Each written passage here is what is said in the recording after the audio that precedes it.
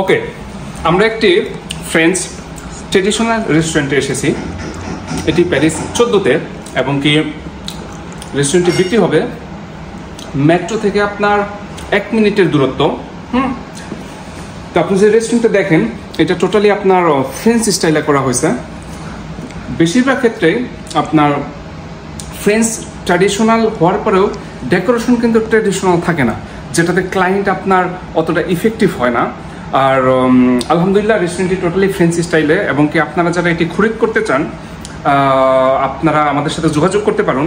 এবং কি এই এক পাশে আছে হচ্ছে আপনার বার, সেখানে আর কি আপনার বারের যে প্রোডাক্টগুলো সেখানে আছে। এই পাশগুলোতে আছে আপনার বসার সিট আর কি। সেই সাথে আপনার কিচেন নর্মালি একটু দূরে আছে, যেটা আপনাদের আমি দেখানোর চেষ্টা করবো। ফ্রেঞ্চ ট্রেডিশনাল রেস্টুরেন্টের যে প্রবলেমটা হয়, কিচেনটা আপনার কাছাকাছি থাকে। তো কিচেন কাছাকাছি থাকার কারণে আপনার অনেক ধোঁয়া চলে আসে, যেটা কিচেন টোটালি এটা আলাদা অবস্থায় আছে।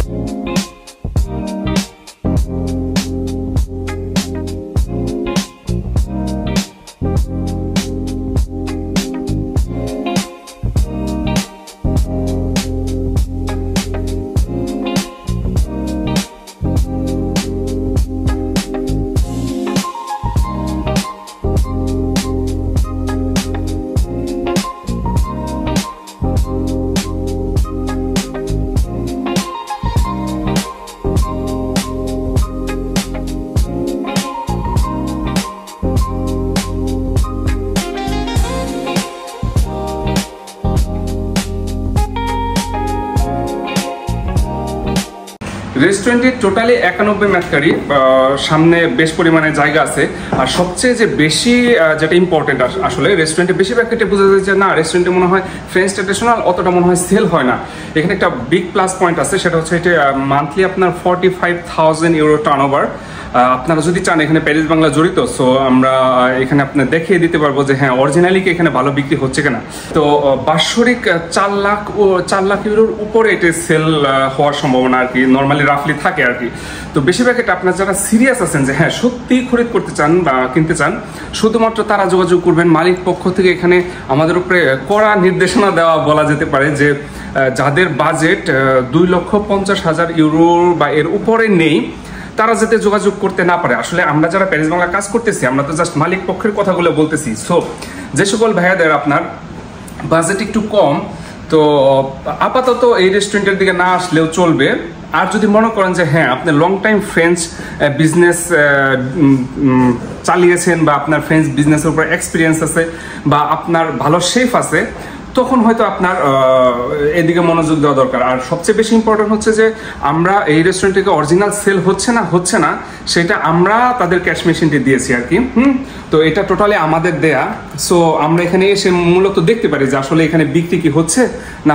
তো এখানে আমরা আমি প্যারিস বাংলা নিজে এখানে চেক করে দেখতেছি যে হ্যাঁ টোটালি সেল ভালো হয়েছে। বেশিরভাগ ক্ষেত্রে যে বিক্রির ক্ষেত্রে যে প্রবলেমটা হয়, মনে করেন না অতটা মনে হয় ভালো সেল হয় না, বাট এই রেস্টুরেন্টের ক্ষেত্রে টোটালি আলাদা।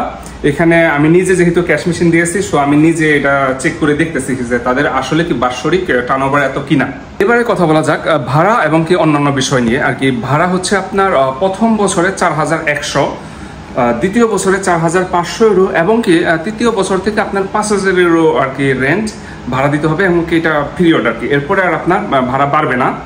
আর এই ভাড়ার মধ্যে আপনার পানির বিল সহ যত ধরনের বিল আছে আর কি, সবগুলো আর কি ইনক্লুডিং আর কি। এখানে আপনার এক্সট্রা কোনো পে করতে হবে না। আর অবভিয়াসলি আর কি বাই হচ্ছে 369।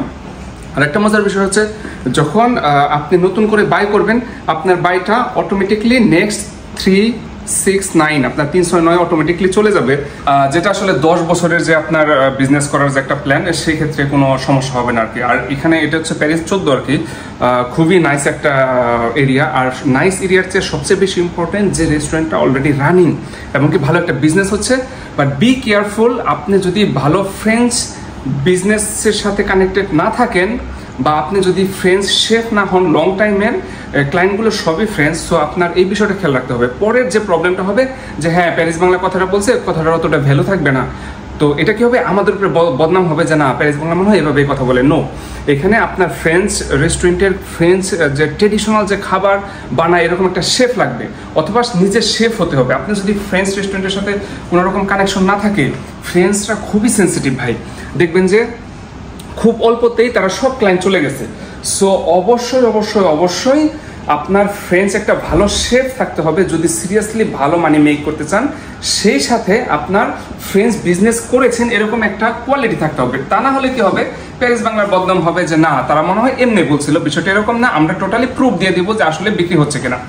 আর যোগাযোগ করবেন না হচ্ছে নিচের ফোন নাম্বারে আর কি আপনারা যোগাযোগ করতে পারেন। আর রেস্টুরেন্টটা খুবই বিজি, শুধুমাত্র এবং কি এতটা বিজি যে আমরা সময় পাইনি, সব ক্লায়েন্ট চলে যাওয়ার পরে আমরা এসেছি।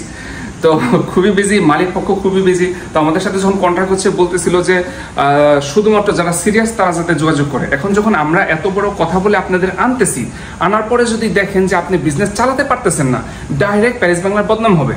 সো যেটা কথা আমরা বারবার বলতেছি যে ভালো শেফ থাকতে হবে, ফ্রেঞ্চ রেস্টুরেন্টে মিনিমাম 10 to 20 ইয়ার্সের এক্সপিরিয়েন্স থাকতে হবে, অথবা আপনি নিজে ফ্রেঞ্চ বিজনেসম্যান হতে হবে, ফ্রেঞ্চ ব্যবসায়ী করতে হবে, ব্যবসার সাথে করলে তখন আপনি দেখবেন যে বিজনেসে কোনো ইফেক্ট পড়ে না। আর আপনারা এখানে প্যারিস বাংলা জড়িত, সো আপনার দুই পক্ষরে আমরা খুব সুন্দরভাবে ডিল করে দিতে পারবো। নিচের নাম্বারে আমাদের সাথে যোগাযোগ করুন, এবং কি প্যারিস বাংলা যতটুকু সম্ভব অফিসিয়াল নিয়ম মেনে আমরা বিষয়টা ডিল করে থাকবো। ধন্যবাদ আপনাদের মূল্যবান সময় দেওয়ার জন্য। আসসালামু আলাইকুম।